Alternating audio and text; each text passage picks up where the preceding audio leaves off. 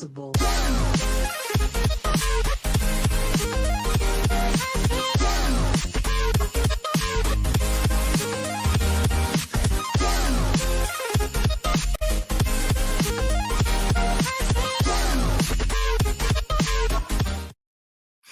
Live. Hello, everyone. Hello to all the 961 gamers and NASR esports fan. This is Sam, and you can see on my screen also Hawani, if I'm saying the name right, and Chaos. Chaos, the coach of CSGO team. Hawani, you're the gaming operation brain in NASR esports. Hello. Hello, nice to meet you. Nice to meet you too. It's an honor to have you guys here. I know it's your first time showing up to the Lebanese people as Nasser Esports on screen. They know the team, they just don't know the faces behind the organization. So, how you doing? How you living with the COVID-19? Let's start something daily. Well, yeah, it's not good for everyone, and I, it's not good for everyone, and also it's been tremendous difficult for us also, like all the other teams and organizations. But I mean, this is what we are facing as a humanism. So we need to get over with it, and we need to be strong, and we need to gain whatever that is necessary from this situation and try to do best from the worst situation. So I guess it's the same for everyone. I just hope everyone is healthy and Keeping the team safe. everyone's families should be healthy and yeah, keeping the team safe. Yeah. Yeah. So, as our viewers already know, we have the show is divided into three parts. The first part is gonna be about the Hmm. organization, the future. The second part is gonna be about you guys, your personal life. How did you start in esports? And the third part is gonna be some final words, some final plans, some discussion between us, a free discussion. So, as a first start, I'm gonna start asking Huani, since you are the management part of Nasr Esports. Tell us more about Nasr Esports. How did this big organization, the most successful organization in the Arab world, at least in CS:GO, how did it all start?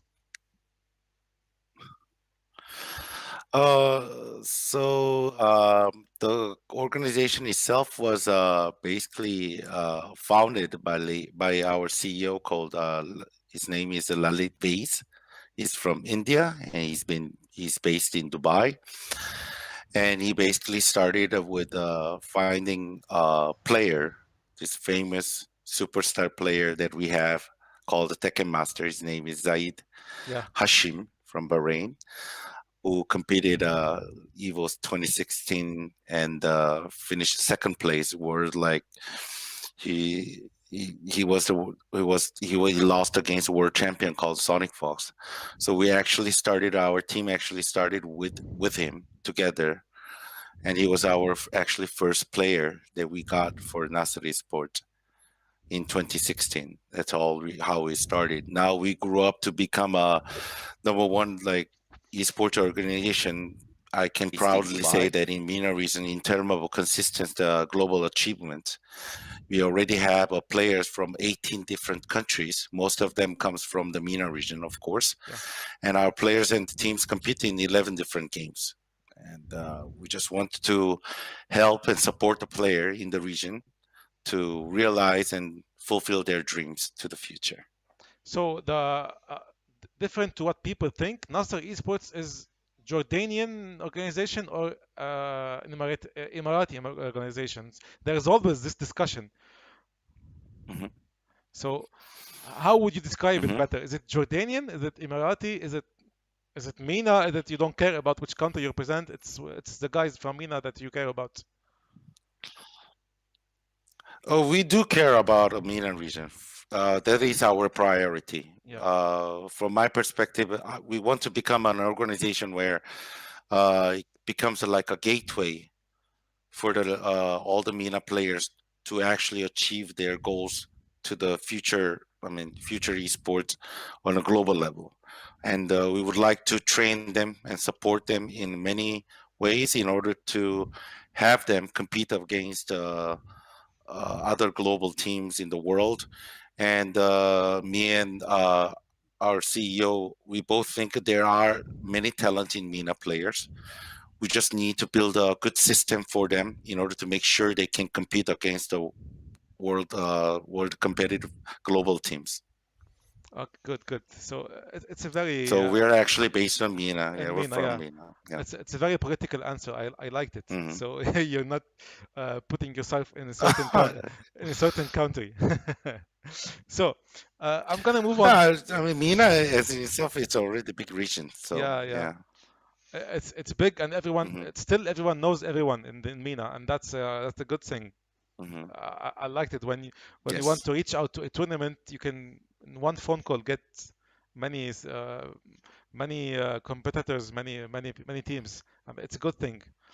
I'm Hmm. gonna move on to the to chaos and ask you about your situation in NASR Esports. We all know you as the CS:GO coach of NASR Esports. Is it all that you want to do in NASR Yeah. Esports?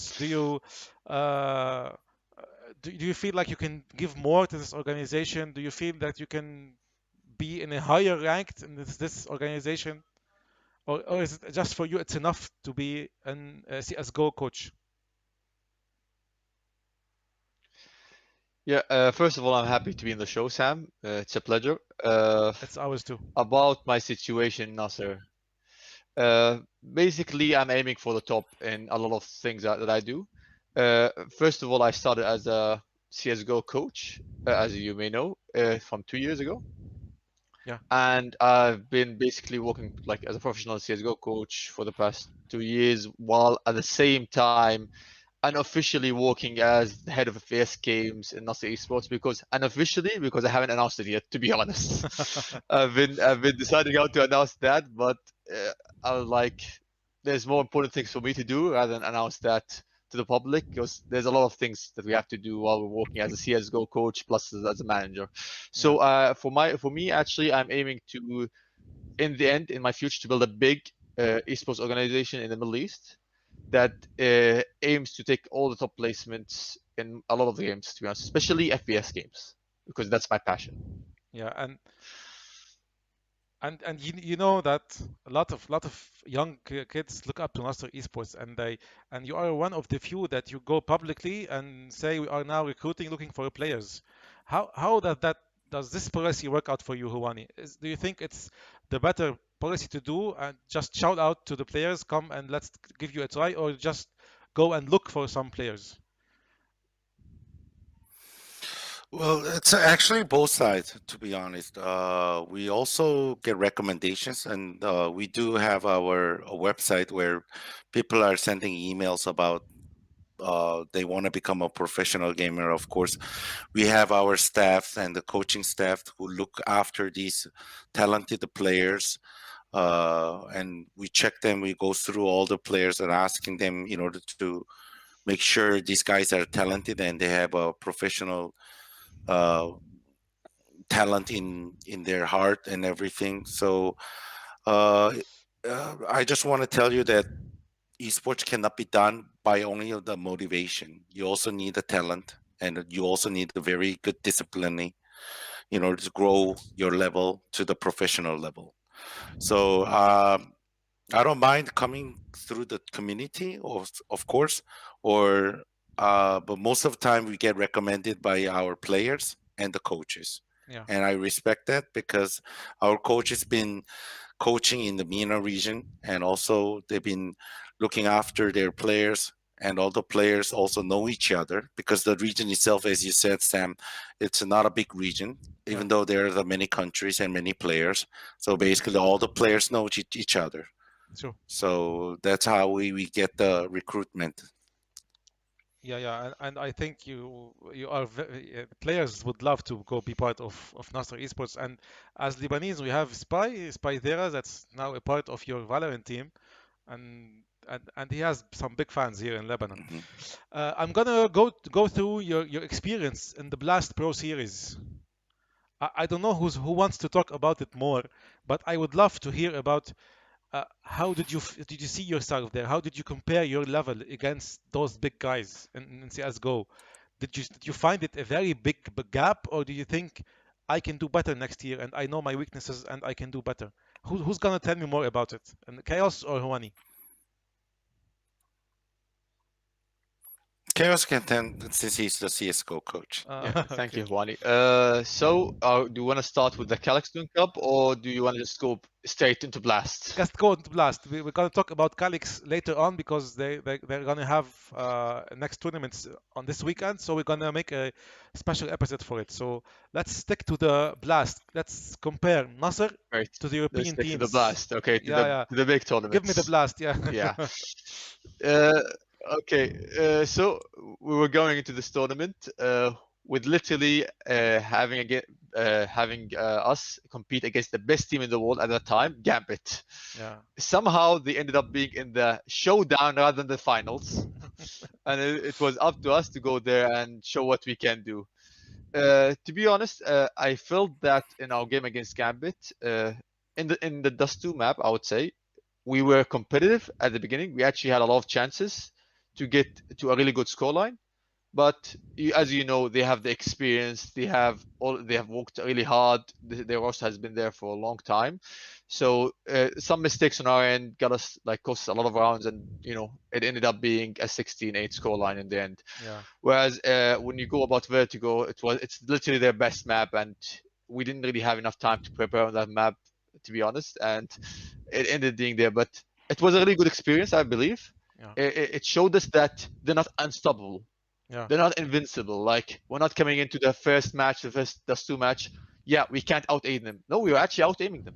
Yeah. It was okay. We had like a lot of our players out-aiming them, but it's their experience. They have a lot of experience. They did a lot of hard work, and they're the top one team, of course. So if we do a mistake, they capitalize really hard on it, and that's how it ended, unfortunately. But I believe that's a good sign for the future. It gives me a good hope that we can actually come there and compete and win against these teams. But it needs a lot of hard work, a lot of effort from me and the players. And it as needs well. a lot of commitment and maybe some more time for training. So I think the team is only playing CSGO there. Maybe your players has something else to do, so school, university, or other work, or is it, they are totally professionals? Actually, we have people studying in the university, and we have people also that have work. It's really hard for players in MENA especially Yeah. to drop down from university. You do the culture, the MENA culture. It's just hard to commit to esports. I think in the near future things might change where it becomes as a really profitable job. That's okay. Instantly, esports is something I can go for and just drop from my studies. But I think we're just still not there yet. It's gonna need time. It's gonna need some dollars. It's gonna need some big sponsors like the one that the guys have. Yeah, a lot of dollars. A lot of. Although I think Boros got some good comments from Gambit. I think it's Boros, right? Some one player of Gambit. It was Boss and Realize, Realize. yeah. I think it was Boss plus Realize because Yeah. because Boss didn't play his best, but he had more to show, to be honest, in that game. Yeah. But he had a problem where his mouse literally broke before the match. Oh. We had to use another mouse instead for him. So it's fine. It Things ruins the happen, mentality. We move on. Honestly. We aim for the. Yeah, things happen. That's life, right? Yeah. Things will happen. Things will change. So we have players that can compete, and we're working on developing them to reach the next level. Yeah. I hope so. All the luck, guys. So, Hawani, I'm gonna ask you about your future plans as NASR Esports. Where do you see NASR Esports in the coming years? Do you want to stop on the 11 or 12 games? I don't know how many games you said that you are into, but do you see NASR Esports going more into more games, or do you think that's enough for now? We must stick to these games and we'll decide later. Do you want to move to Europe? Do you want to stay in Dubai? Do you have any fixed plan for the near future? Let's not talk about the far future, the near future. I'm walking alone, the streets are empty. The only thing I can see is my own silhouette. I'm getting stronger, Step by step, clock is ticking, but there's no time for regrets. I've been flying from town to town. So guys, we are back with the live. It's a new live, guys. So the episode will be on YouTube in two parts. I'm sorry for everyone who was following us. I know that we had some good viewers on YouTube. I'm very sorry for the technical issue, but you all know we live in Lebanon. We're going through some rough times. Huani and Chaos knows that, and I'm really sorry for the issue, guys. I wasted 5 to 10 minutes of your time without any. It's okay. It's fine. That's fine completely. Anyway, so we were talking about the blast series, and we talked about Boros and realized getting some good feedback from the players of Gambit. I wanted, and Juanit also was talking. I'm gonna make a small summary about that the no limit for the games that NASR Esports would like to be part of. So now I'm gonna move on to your personal life, guys. I'm gonna know you better. Let the people know you better.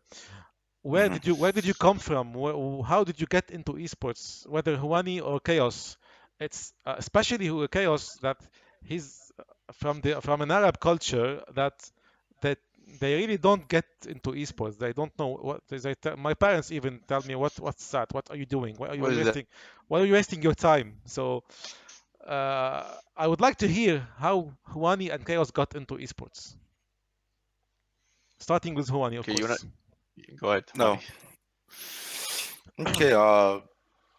I started as a gamer. I started my well, at didn't have a professional gaming. I think it was 2001 when I first played Counter Strike after I've done my army service, because it's for Koreans it's mandatory to go to army, finish your army, and I was a part of a gaming and playing tournaments that was only happening in Korea domestically, and then I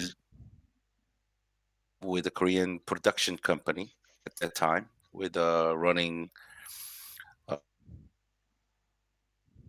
tournament.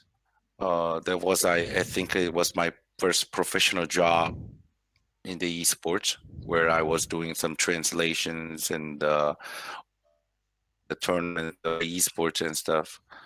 Then I moved on to a StarCraft, managing a StarCraft team. And in the meantime, coaching a Counter Strike team 1.6 and managing them as well. Then moved on to Special Force, which is Korean game coaching. Then I was coaching a Fnatic StarCraft 2 team. And also I was with Evil Genius coaching StarCraft 2 team. I was with a United States company called Major League Gaming for 2-3 years. Wow. And also, I don't know, it's a long Quite a story. progress. It's a big CV, huh? Yeah, I mean, professionally working in the esports, I've been working around 16 years, and gaming wise, I don't know. Oh, so you have some age in your back. Yeah, I'm 42 years old, Oh, by the so way. we're close. Mhm. I'm 40. So we're Oh, close. Yeah, we're close. You didn't have some kind of family difficulties or some family blocking your steps into esports. You didn't go through that. I did, of course, I did. When I finished my army service, my parents hated me playing games, of course. Yeah. And then nobody in Korea, the esports wasn't big. There were only a couple StarCraft players, and my parents were especially worried about it. And I was attending college, and I would miss a lot of classes. My grade wasn't perfect, and they hated it. Um, and it was really bad at that time. You had to sacrifice a lot of stuff. Yeah. But I got lucky because as soon as I graduated, I got lucky because I actually wanted to quit esports and move on with other things. So I applied to this company, which was basically selling sports contents in Korea and overseas, like basketball, Korean professional basketball and football and stuff like that. It was basically sports content company. I didn't know they had a professional team there, Uh-huh. and I joined it. And a couple months later, they told me, "Oh, we have a problem with our team, Counter-Strike team, and they need to fly to Germany to play Intel Extreme Masters second season. And our manager basically got a traffic accident, and he Oh, can't travel. Since you speak English, you need to fly. Do you know anything about Counter-Strike?" Yeah, I play the Counter-Strike. And I went into the boot camp house, our team house, and basically the boys with all the boys that I knew. And we actually flew all the way to Germany in Hanover in 2008. And we did really good. We made the second place. We lost in the grand final against Mouse Esport, uh-huh. winning second place. And that was an epic story for us. And And my boss was happy, and he basically moved me from the sports side to the esports side. Oh, and got you the manager. yes, for StarCraft. Yeah. And let me say, Korea was the mother and father of esports. It all started there. So Yeah. it was good for you. It was a good push, I guess. Yes. I think I got lucky. Yeah.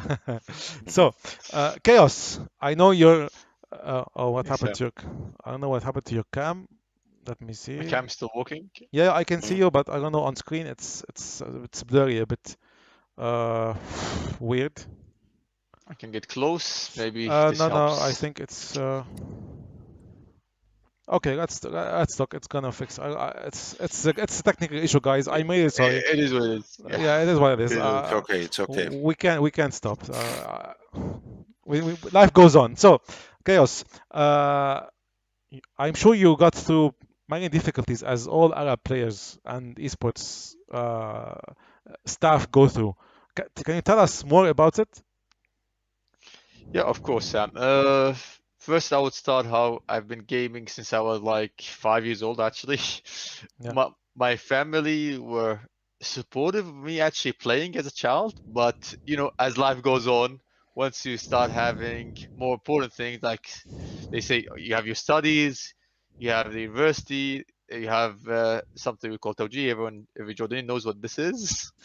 They start telling you, what are you doing with your life? You should focus more on that. So it has been quite difficult, to be honest, at that stage. I actually was trying to get all things running at the same time, studies and esports. I was playing as a CS 1.6 player with actually Realize back in the days. Yeah. He was an Alvar, if you know Alvar from Alvar Yeah, on I know. team. He's into Valorant. Basically, Yeah. we formed that team at that time. We played in WCG 2013. We placed second behind Zero. I think it was Zero Cool, I think, Yeah. and the guys. So yeah, basically at that point, I kind of got a passion for the game, for esports. I took a break in the university for like 2 or 3 years. I'm playing games, but I'm really focusing on my studies actually. So after that period finished, I went to the UK to study for a master's in data science.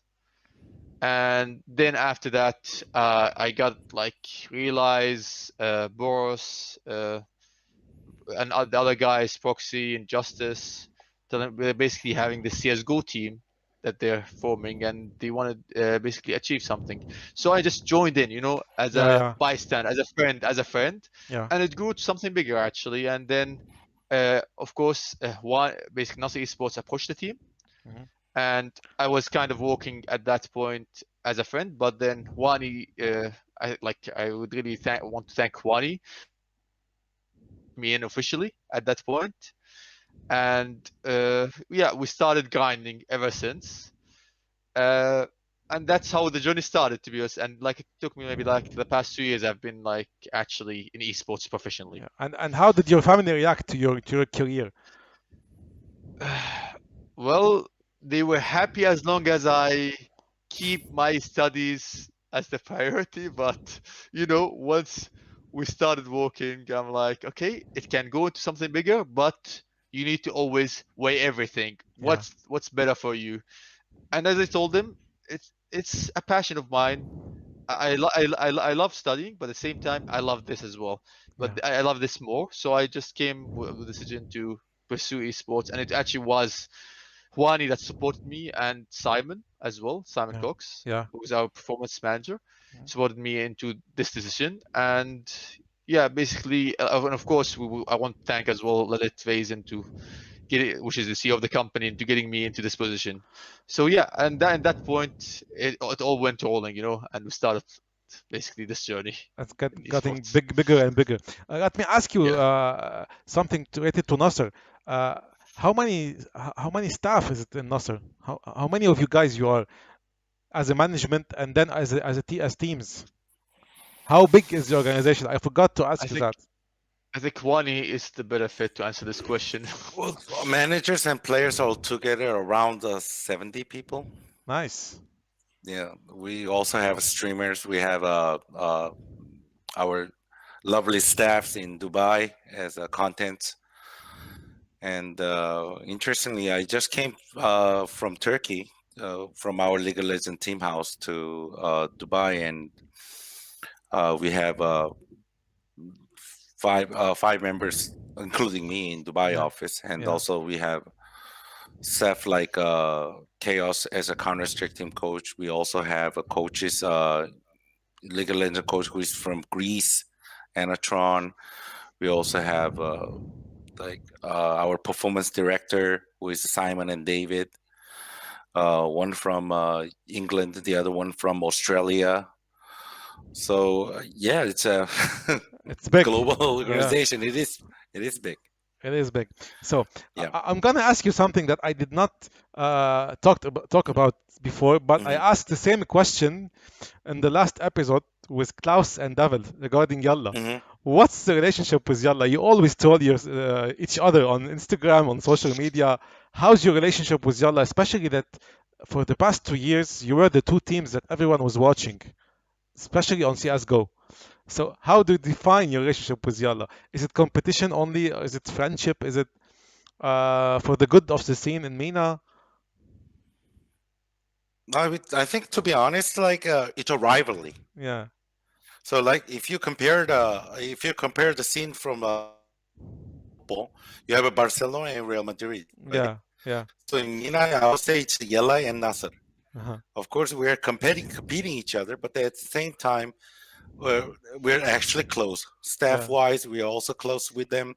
And both CEO, Klaus and Lalit also know each other. They respect each other. They're very close also. yeah, And I think it's a creating big noise about it is just to make all the fans out there to be enjoying how it is.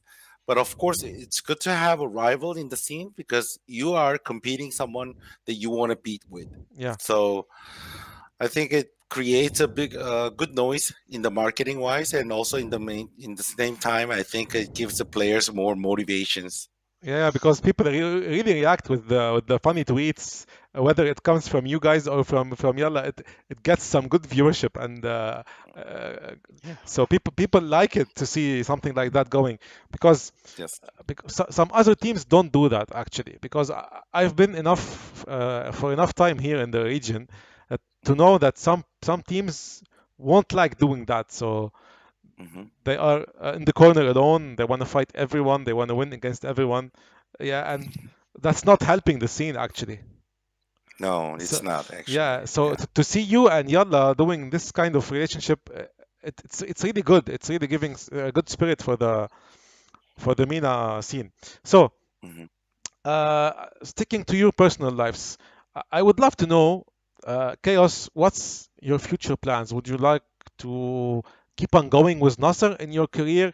Do you see yourself like going to some European big shot name, let's say Astralis? I don't know, Ninjas in Pajamas, especially that Ninjas in Pajamas has a CEO, Lebanese CEO, so he can relate to us. He can speak Arabic. So it's an example. So where Yeah. do you see yourself in the next 5 years, let's say? In the next 5 years, that's a big question, to be honest. For now, to be honest, for me, Lasse has been very supportive of me. So I would like to continue with NASR for the foreseeable future until another opportunity. Of course, I will discuss it with Wani and the NASR management, and if it makes sense, then I'll do the move transition. But that is a long way ahead. I think right now, what I'm working on is actually improving the MENA community. I think we have a lot of games right now: CS:GO, Valorant. I believe we have potential to compete at the top, but we have some issues like with commitment of players. Basically, the scene itself goes up, then goes down instantly. You notice this, right? Like it Yeah, just yeah. The goes commitment issue, it's big. It's big. just huge. You just have a problem with that. So I think I'm gonna be sticking with the MENA scene for a while, for the foreseeable future And until I think I want to have an improvement here. I want to do something in MENA. I wanted to go back actually and be a competitor rather than someone that's just okay there to upset. I don't yeah, like this this approach. I would like us to be there. We're competing for the top. We're not yeah, just basically someone okay they're upsetting this game. That's it. yeah. So yeah, that's my goal, and especially for now in CS:GO, I want to create a team that can get at least in the top 30. Uh-huh. That's a big goal. I know it's a big goal, but we're working with the right steps towards that. That would be lovely. Hawani, how do you see CS:GO in comparing? It's a definite battle between CS:GO and Valorant lately. Hmm. How do you see that? I personally do not really different game than Valorant. I see it in a league of its own, CS:GO. To be honest, it's my own personal opinion, but people tend to always make this battle goes to make the comparison. How do you see it yourself? I see it totally different because Valve, two have a League of Legends from a Riot side, Yeah. you will have Dota 2 on the Valve side. Mhm. So basically, it's the same thing. But if you play both games, it's totally different. It looks same. It's a bit different, same kind of a game. But if you actually play the game, it's different. Yeah. I played both of the games, but it's totally different, I have to say. And also, Valorant is regarding aiming and first-person shooting. Other than that, I think Valorant and CS is totally different game. You need to approach the game in a different way. Also, in the tactical ways, it's a totally different game. So, I don't think it's right to compare The two or games. Yeah. to compare these two games. To be honest, yeah. So you wouldn't say Valorant is the CS:GO killer, as most uh, uh, people are trying to do to uh, give that to Valorant. They are saying Valorant it's gonna kill CS:GO. You don't see it like this. No, I don't see it like this. More competitive. I mean, CS:GO. I mean, CS been around for almost 20 years, Yeah. 2 decades. We're talking about, and it will definitely. There's gonna be another CS coming up after this one, Yeah. and I think CS will stay on CS way, and Valorant will stay on Valorant. I mean, for the Valorant perspective, you have these players that comes from PUBG PC. Also, you have players coming from CS:GO. There are players coming from Overwatch and stuff. So it's kind of mixture. Valorant, the game itself has its own like stuff going on with the Yeah. Valorant. So it should be different, considered to be different from CS:GO. Yeah.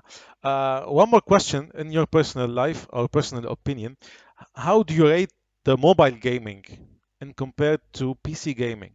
Because it's a big boom lately, especially with PUBG Mobile, and we're hearing lately that Valorant is gonna go also mobile, Mhm. and League of Legends is also going mobile. So how do you see the mobile invasion of gaming? Do you see it healthy? Do you see it has a future? How do you rate it? Both of you guys. I need to know to hear both your opinions about mobile gaming. Chaos. Yeah, for me, I think like the PC esports have been there for a long time. We know the problems with it. We know the advantage of it. We know how it has been. I think the mobile esports is still new. We still don't know what problems are in it. What let's say problems that they need to go through, things they need to fix. But I believe that mobile esports can be there and can develop and can become a really big thing in the future. It's already a big thing right now, but that's all. I think it's just the hype. I think Yeah, it's just the hype is building it up. but it needs the time and it needs the right people to take it to the next step. I think there are certain things that you need to tackle, like for example, aim assist you'd find in mobile games. That is something that I think is going to be removed at some point. But what's the way to tackle that? I think it's going to be in some innovations of some tools to play the game or some things to adjust for pro players. But I think it has a big fan base and a big base of players because you can buy a phone, I can buy a phone. While when you talk about PCs, oh yeah, you just start talking about, okay, I need to go into the 2K or 1.5K range. Well, I can buy a phone for $200, $300 that just I can play these games on and be really good as well. Yeah. So I believe it needs some time so that you can see where it can so far. Yeah, but you wouldn't worry a lot about it because I actually can see CSGO on mobile. Actually, it's it's impossible to do the aim, to do the strats you do Uh, on PC. No, It's not doable. to be no, honest, it's not. Yeah. I stopped doubting these. I think things can happen. Well, anything can happen. That's my new motto because if you have PUBG from Steam going into mobile, who knows? Maybe you'll have CS:GO mobile at some point. But PUBG is different. It's not Mm. that I accurate. know it's different, exactly, but if Valorant is going, from God, if you think about it this way, right? Yeah. Hawani? There are go ahead, Juani. Yeah, like 2 years ago, when I was in Korea 3 years ago, 4 years ago actually, people were all about virtual gaming, wearing this big huge mask and like a hat, and and they said that they might produce some virtual gaming Counter Strike. And I can't imagine like people jumping in a room, doing and running Oh around. yeah. We don't like Chaos just mentioned. We really don't know how it's going to be changing, because we didn't know that this virtual gaming would just work out or not, and we suddenly mobile gaming just came up and start pumping, when before, like 5 years ago, it was just Clash of Clans and these kind of games. Only now Riot is launching a lot of different mobile games and stuff. I'm sure like everything will be changing, just like our computer softwares. Keeps upgrading. It's just basically a process where everything is being updated to a new scene and new rise. And if people likes it and people feel comfortable about it, and there's going to be, I'm pretty sure, with even FGC or fighting games, there's going to be a lot of mobile games coming out too in the future. So we need to just be ready for it and see how it goes. We need to adapt. The fans will decide. Yeah. Fans will decide. Yeah. So I'm gonna move on now to the final section of our talk show. It's gonna be about 3 questions. The first question would Mhm. be, would you encourage any family member of your own family to go into esports? Would you be supportive, or or you would say, "Don't do my mistakes. I've been wasting my time." How would you react to someone of your own family leaving school, for example, and dedicating his life for esports? Family members. Unfortunately, I'm not married, so I don't have any kids or anything. So, and all my families my parents are old enough or older than me, so there's no one to encourage or anything. And And easily. yeah, if I have a kid in the future, if he wants to uh, professional esports, a gamer or someone, coach or whatever, I would support him. That's what I think. Yeah. And chaos? It's quite a difficult question, to be honest, to tackle. I would support a family member going through this, but I have my own different vision around it. I think in MENA right now, you cannot just sacrifice everything to go into esports. Yeah. I think in a way you need to be smart. You need to be someone, you need to sacrifice your time. That's what you need to sacrifice. You need to find a way to balance studying plus basically pursuing a career in esports. And then once you reach a point where it makes sense for you to make the move, then you make the move. Well, if you just drop down from your school or from your university in here, it's very hard if it doesn't work out. I got quite lucky, to be honest. When I was saying he got lucky, I think I got more lucky than he did. Because Mina in itself is just, for me it was non-existent in esports, especially in 1.6. Yeah. At the latter stages, there was nothing. I was playing the game, I was enjoying it. It was so much fun. But Mina wasn't there. Like the players are there, but there's no support, right? Yeah. So for me, I think it just really depends. There needs to be a lot of prerequisites for that. I need to see what they've done so far in their life and if they can make it to the next stage. But it also needs to be they need to be very smart about how they make it. They need to allocate the time correctly, but not drop down from other stuff in life. Yeah. It needs. I think you can make two things work. Three things is impossible. I think two things can work if you just choose work plus esports can work, studies plus esports can work, but you cannot make three things happen. You cannot go out and chill or whatever. Some people will be like, okay, I need to have a personal life plus studies plus this. I think two out It of won't three work. is the maximum you can go for. Yeah. Yeah. So that's my advice basically on that Yeah, end. and this is what's still missing for the MENA players because in Europe they can choose freely to go into esports and let everything behind them. And this is what the MENA players or esports athletes are missing here. The stability in esports in the MENA region is still like going ups and downs, whether financially, whether the support from the big companies or the title owners, if you want. Yeah, I believe this should change. I think it's changing so far. I think Saudi set a precedent. Like if you check with their basically Saudi Esports Federation and Yeah. the tournaments that they have been having there, I hope basically big companies come in and support the Middle East scene because there are talents. It's proven. We Yeah. have players competing on big levels. You have Tekken Master. You have Boris, who's now an Endpoint, which is a top 20 team in the world. You have these players that have shown that they can do something, and that in itself should bring in, I think, sponsors and as you know, we have a big following. The problem is that the way we produce content, the way we cater that content to followers, I don't think we figured out the best way to do it yet. I think we need more influencers to participate in this, Yeah. so that all of the community starts looking at esports, seeing it as a really good, as a new thing, as something that's good, and then we'll have a big jump, I think, in support and investments Definitely. from big companies. Yes, definitely, definitely.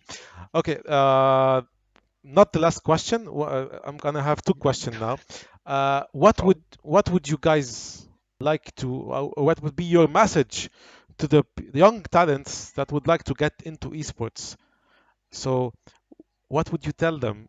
Whether it's commitment, whether it's mentality, whether it's the attitude. I think Huani can do that maybe better than us both because he's in the I believe management. so. Yeah, he's in the management part of esports and he can have a good message to those young talents. You kind of like broke the. I couldn't hear the question Oh, properly. I wanted to There was ask, some lag. yeah, Yeah. I wanted to ask you what would be your message to the young talents out there that would like to get into esports, whether it's from the mentality side, whether it's from the commitment, from the attitude. How would you reach those guys? What would you like to say to make them get into their brains? Uh, I would say in order to become a world-class player or global player, you need to make sure that you are open to learn and listen from the people who is supporting you, and also the players that you know that who are seniors. And you need to have a discipline, and as well as you need to put your dedication and the motivation into the game. First, you need to love what you're doing. But just because of loving, it doesn't make you special. You need to be ready to face all these negative things that would come to you just playing a game. And also, you need to also be prepared with the mentality where it's not only playing a game. You need to also control yourself in a good health, where your body is functioning properly so that you can think straight. Mhm. So I would say there's, of course, physically wise, sports players are it's much difficult for them, but mentally wise, you need to think properly and you need to think open minded Uh-huh. to learn everything what you can. Uh, Mhm. we've we've lost We lost, chaos. yeah, Chaos. We've lost chaos. So, uh, let me just ask you one more question. What, sure. uh, how do you rate the MENA players since you've been all around the world? Hmm. How do you put them? Do you put the MENA players as a whole package in the top 10 of the esports scene, or you would say they would need much more work to get into top 10? Well, that's why we're creating, right? Yeah, It's the talent wise, talent definitely it's there, yeah, talent wise. But like I said, just the question before, it's about the mentality they need to learn. Okay, they need to learn how to be a calm, just like poker. uh-huh, You don't show your face. yeah, You don't express any feelings, right? I think like Mina players have a lot of feelings. They- when they're actually they put a lot of emotions when they play the game. mhm, But I think you need to reduce that emotions and put all that emotion aside a little bit and focus more so that you can actually play a game with a fully focusing. And then I think there will be uh, no, I'm sure that they can reach another level of the esports. I mean, we have a Tekken Master, and also I also mentioned about Boros or these players. We're growing players, and these players actually know how to control themselves. And we also have Street Fighter players like Big Bird and Angry Bird. They know how to control themselves. That's why they are in like top 10 in the world. mhm. Okay, so my last question would be, uh, what would be your final message to all the people who are watching us? I know we got less viewers now because of all the technical issues we've had, guys. So I'm really sorry, but I promise you I'm gonna merge the two parts and upload them again on YouTube so you can see the whole episode. What would Hawani's message be to all the guys out there? How would you encourage them? Would you tell them focus on your studies and then move to esports? What would you tell them as a final message here in the episode? Because we've lost Chaos again. I wanted to ask him about the CSGO roster, but I hope Mhm, he's gonna come back. I hope so. mhm. We can wait. I mean, Yeah, it's uh, okay. you can tell us more about. I'm gonna ask you a personal question. Uh, Sure. who's your favorite CS:GO player in MENA, rather than your roster? Let's put the 5 players of NASR on the side, and Hmm. who you see as a top player in MENA. You mean now? Yeah, Well, to be honest, before Remind joined us, I think it was Remind. yeah. Remind was playing for Yella, and also Chaos told me good things about him and stuff. And we found Remind and Yella, and me and Chaos directly went on to him, and we spoke with him, and so. My main target was on Remind, and we got him. So right now, at the Yeah. moment, there are many CS:GO players in MENA. Also, I mean, we know Idram also, who used to play for us. Mhm. Pogba also was used to play us, and I mean, our former CS:GO member like Nami and Breaker. These guys were all great players. Also, uh, yeah. But right now, at the moment, I think we have the best roster in MENA, to be honest. So I'm very happy with our roster. Yeah, yeah. I also was Mm, surprised to see Remind's name on the announcement of Cadix's latest tournament. mhm. I didn't know he joined Nasser. Do you have any idea about Lebanese CS:GO players? Do you have any special idea about someone, special Lebanese players? To be honest, no. I No. only know Rainbow Six player who used to play for us, Valentino. Ah, okay. I know him. Okay, Yeah. and of course our League of Legends player Giyu. Mhm. and our PUBG Mobile players. We have many Lebanese in our team also, Yeah, like Spy you mentioned. yeah. Yeah, so I'm not really. I don't know any Lebanese CS:GO players, to be honest. Yeah, Mhm. but I'm willing to see if there's any motivations and if I see any talent. Of course, Chaos will update me. We don't have an extra scouter in our company, so basically, coach is the one who is doing it, Mhm. and he will bring all the stats and the tactics and the players' reference. Then me and our performance director will go over with it, and we'll do an interview. And just like I said in the beginning, Sam, we're open to see any talent, and we're ready to do the interview for them. Yes. Yeah, I hope so. I really hope you guys can get the best result. I really hope we can see you again and again in the Blast series. I know you have a Mhm. tough competition this year because all the teams are ready and they want to fight for a place. Especially, it's a big Mhm. prize pool money, and it's a place on the Blast stream, so it's Mhm. big. It's something big to get your name on the Blast stream, like hundreds of thousands of people seeing your team. It's big. Tim, it is big. Yeah, it's really big. I was trying to wait for Chaos, but I guess we've totally lost his signal. Mhm. I guess the issues it's not only from Lebanon. He's in Turkey. Yeah, he's in Turkey right now, He's in doing a Turkey. boot camp with the Okay. CS:GO team. So you're gonna play from Turkey, the Cadix Cup. Correct. Okay, all the luck, guys. I'm really happy I got to take an hour of your time because we've lost some time Mhm. regarding technical issues. I'm so sorry That's okay. for the technical issues to all the people who are watching us. I hope we're gonna see you again after the blast, after you qualify to the blast, because I have a good feeling for you guys this season also. We hope you're gonna make us proud again and again. Uh, Thank you, Huwani. Any final words from your side? Our League of Legends team with a Lebanese player in our Yeah, squad yeah, is going to play semi-final to this weekend on yeah, Saturday yeah. against Galacticos Turkish team. Uh-huh. And if we win that, we're going to be playing on the 4th of September in a Volkswagen venue, the final. And if we win that, basically our Lebanese player will be going to the world with a gonna be epic, I think. Yeah, So it's gonna be big.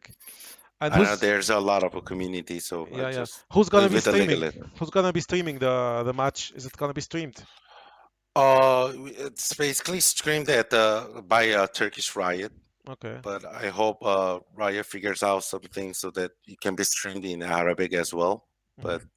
this is really big one for and this is a really big shot for us. We've been investing a lot of times, and also Lalit has been investing a huge effort into this. And entire company staff were focusing on this one just to make to the world. And he's just like you, Lebanese. Yeah. And I don't think any MENA player ever been to world before. Uh-huh. So this is our big chance, and I hope we actually win this Saturday. It's gonna be big, and I'm gonna give you my word. We're gonna try to reach out to Riot and try to get a stream feed and stream it in Arabic Hmm. because we have a caster who's into League of Legends, so he can do the job very well.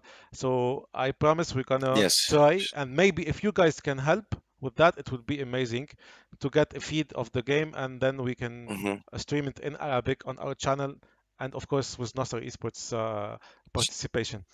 I'm Sure. so grateful we had you, Hawani, and on our chat on our channel. I'm sorry we couldn't say goodbye to Chaos, Mm, but I'm sure we're gonna meet him very soon in any upcoming tournament.